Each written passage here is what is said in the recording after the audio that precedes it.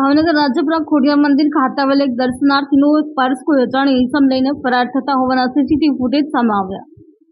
ભાવનગર રાજપુરા ખોડિયાર મંદિર ખાતે અનેક ભાવિક ભક્તો દર્શન માટે તેમજ પોતાની મનોકામના પૂર્ણ થતા માનતા પૂર્ણ કરવા આવતા હોય છે।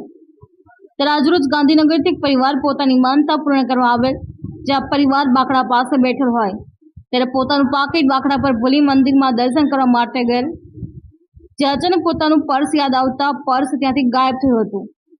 જે અંગે મંદિરના ટ્રસ્ટીઓને વાત કરતા ટ્રસ્ટીઓ દ્વારા સીસીટીવી ફૂટેજ ચેક કરતા કોઈ અજાણી ઈસમ દ્વારા પર્સ લઈને ફરાર થઈ હોવાનું જાણવા મળ્યું હતું।